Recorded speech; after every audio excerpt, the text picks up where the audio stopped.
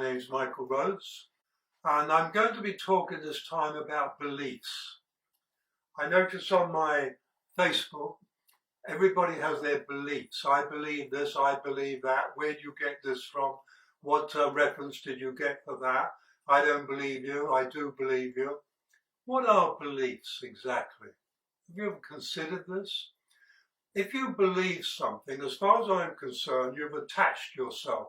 You've made a belief. And I'm telling you that beliefs make you stupid.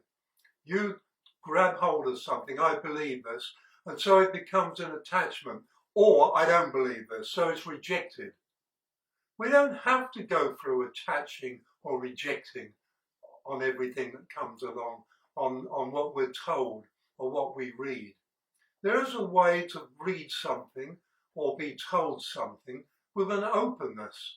And you could say, my experience now doesn't see the truth of this, but I'm open. It could change with time. But we get these beliefs and we attach ourselves. I quite a long time ago let go of having the need to believe anything. We don't need to believe it. We don't need to not believe it. We can simply be open to life, open to the suggestions of life. And openness takes us a long way. Openness opens doors. When we're closed, we're closing doors. And people, when the doors close, they look on themselves as being unfortunate. There's no unfortunate or misfortune out there. You are the creator of your life.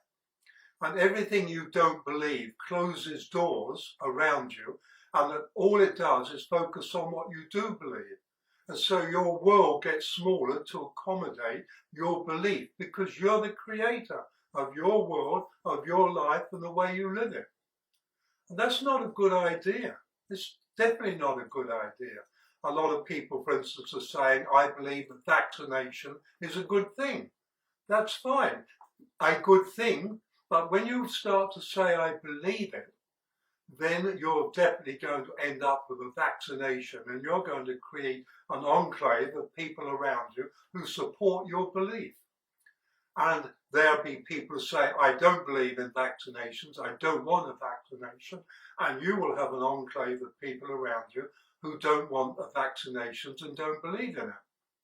Whereas if you simply say, when the time comes for vaccinations, I'll look at how I feel about that, and I'll be true to myself.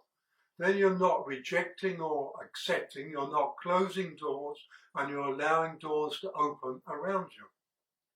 We're the creators of life. I keep saying this over and over and over. Nobody seems to get it. Everybody seems to think that life is out there and is created by somebody else. It's like other people do it, governments do it. Governments don't create my life, I create it. If I get angry with the governments, then I'm going to create anger in my life, and I'm going to get more and more to be angry about. I don't do that. It doesn't work. I've been there and done that. I used to be a spokesman who was very much into the environment, and I went around saying that humans were a parasite on the earth. And do you know what? I got people to believe me because I was pretty passionate about it. Lots of people have believed me. I've changed. I don't believe that anymore. I don't need that belief. I let go of beliefs as I began to let go of these attached ideas I had. We're not parasites on the earth. But it is a simple fact that although we can't exist without nature, nature can exist very well without us. And that bears a bit of thinking about. And so we're not parasites. We are the creative element of the consciousness or the evolution of consciousness on this planet. Nature is the natural evolution of consciousness. We're the creative. We're not creative anymore. We're just doing the same old, same old, same old, same old. Nothing's changing. Our emotions, our thoughts, our beliefs, they're just as they were 10,000 lifetimes ago. The language has changed, we get cleverer, we come up with more and more electronic toys to scramble our brain and mess up our fields of energy, and that's supposed to be clever. And yes, I do feel pretty passionate about all this. But I can walk through all this and it doesn't really affect me because I don't get attached to ideas. I'm incredibly passionate about life. In these series of videos in 10 minutes, I can hardly work my passion up. You know, it doesn't switch on instantly. And so I'm pretty calm in my appearance on these. But I have a passion for life. I don't have a passion for illusion.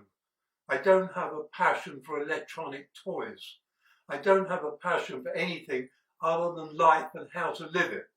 And today I am appalled at the vast ignorance of humanity about what life is.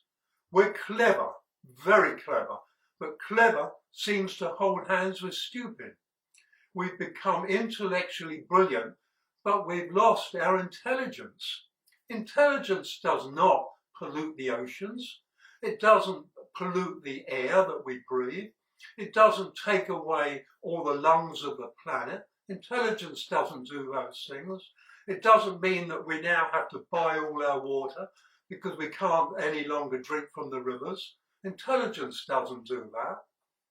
Nature lives with intelligence. We tend to live with an intellectual misunderstanding of what life is. And none of this is bad or wrong, but we're coming to a time when this is breaking down. In our cycles of incarnations, it's that we've got a choice. We cycle more of the same or we move into newness. And as far as I'm concerned, you're listening to me now, you're part of my family, part of the human family.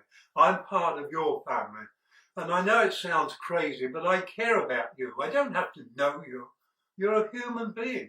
I don't have to know your name and your personality. You're a human being. And we're sharing this earth. And we're learning the same lessons. And we're growing. But we speak different languages. And in our speaking different languages, we miscommunicate with each other. But we can communicate from our brain instead of our heart. When you communicate from the heart, do you know it doesn't matter what language you speak. When you communicate from the heart, you can communicate. You can communicate love and good feelings and goodwill. We need language, yes, of course we do. But when we communicate with language from the brain, we miss each other. And you've only got to watch any political gathering. In Queensland, in Australia, I occasionally have a look at on the television of what's going on in politics. And all they're doing is insulting each other. One side insults the other side and tries to score points. Children's stuff, kindergarten. That's what we did in kindergarten. For God's sake, we need to grow up a bit. And yet we elect these clever people as politicians. And we know perfectly well they're not to be believed. We know perfectly well they can't do this any better than we can. And yet we hand our lives over to them, passively and stupidly. This system, this whole system of illusion and lies and deceit and corruption does not work. It's as best we've got at this stage, but it's beginning to collapse. Part of the Great Awakening or part of the Great Divide. And so you have got to make up your mind. Where do you want to go in life? Don't look on this one life. This is just a few moments in your eternity, a few moments. Where do you want to be heading? Do you really want to go back into more of the same, or would you like to journey into newness, new ideas, new creativity, a future that doesn't need police and armies because people have love for each other and for themselves, which doesn't really appear to be very powerful on this planet right now. It's a new time coming or an old time continuing. It's your choice. And I suggest that if you bring love into your life, and you live into the moment as much as possible, let go of beliefs that you don't need, and simply allow yourself at the moment, whether you accept or deny something. Choose love. It's the best way to go.